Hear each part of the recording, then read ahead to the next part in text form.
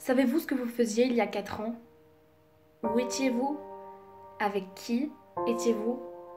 Comment vous sentiez-vous? Et surtout, qui étiez-vous? Êtes-vous toujours la même personne à l'heure où je vous parle?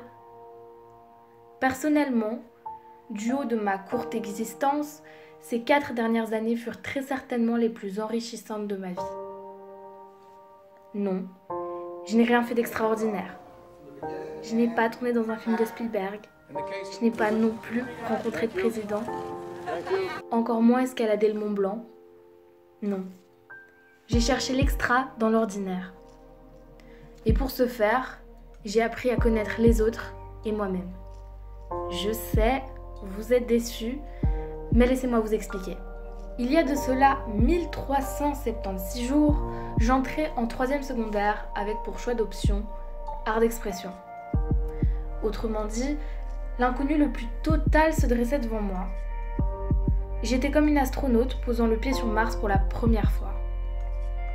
Chaque sensation, vision ou paysage était une découverte alors que cela faisait des années que je les avais scrupuleusement étudiés de la planète Terre. J'étais maladroite, pas sûre de moi et de ce que j'avais à offrir, remettant sans cesse en question ma place dans cette grande famille qu'on appelle les Ardeixois. Et pourtant, je rêvais de pouvoir un jour me définir comme telle. Les aînés me donnaient envie de les rattraper et de faire comme eux, voire mieux qu'eux. Alors j'ai travaillé, encore et encore. Mais le but a changé. Je ne le faisais plus pour faire comme eux, mais pour faire ce que j'aimais. La création est devenue vitale, quelle qu'en soit la forme. Tout y est passé.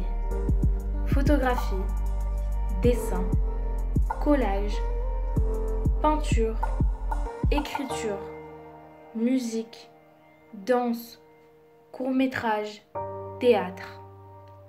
Je prenais un plaisir infini à partir de rien pour arriver à quelque chose. Les projets s'enchaînaient, s'emmêlaient, qu'ils soient pour art d'expression ou personnel. La frontière entre les deux était mince et devenait de plus en plus floue au fur et à mesure jusqu'à disparaître totalement.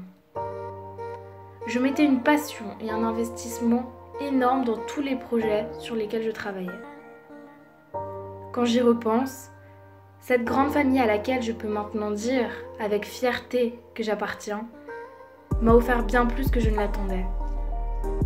Au départ, je me suis lancée dans l'aventure parce que je ne me voyais pas faire des sciences ou des maths et aussi parce que voir les aînés sur scène me donnait envie. Je n'aurais jamais cru trouver autant de bonheur dans cette option, en apprendre autant sur la personne que je suis. Parce que oui, avant cette rencontre, je n'aurais jamais imaginé me lancer dans des études artistiques dans quelques mois. Je me voyais journaliste ou en sciences politiques, c'est pour dire. C'est drôle de se demander qui je serais devenue si je n'avais pas fait ce choix d'option. Serais-je restée extrêmement introvertie, pétrifiée à l'idée de prendre la parole en public? Aurais-je osé affirmer mes opinions et mes convictions? Chacune des représentations théâtrales m'a fait grandir et m'assumer aux yeux des autres. Cependant, si j'ai un regret, une frustration sur ce parcours, c'est de ne pas avoir pu présenter la dernière pièce de théâtre à cause d'un certain dénommé Covid-19. Mais face à tous les bons moments passés à créer, échanger, rire autour des travaux de groupe, comme le clip par exemple, la frustration ne peut que s'adoucir. De plus, le book et le cahier de bord ont été mes alliés durant ces années charnières. Je prenais un plaisir immense à les créer, les confectionner. Chaque page était une porte vers mes pensées, mes opinions, mes coups de cœur et mes coups de gueule. Les reprendre et les relire sont un cadeau merveilleux et je les garderai précieusement à mes côtés pour encore très longtemps. Il est évident que ces 4 années ont eu et auront des répercussions sur ma vie. Je ne suis plus la même qu'au début, et croyez-moi, c'est une bonne chose. Mais la route n'est pas finie. Elle ne fait que commencer. Il reste beaucoup de doutes, d'appréhensions, de choses à améliorer, mais je sais que j'y arriverai.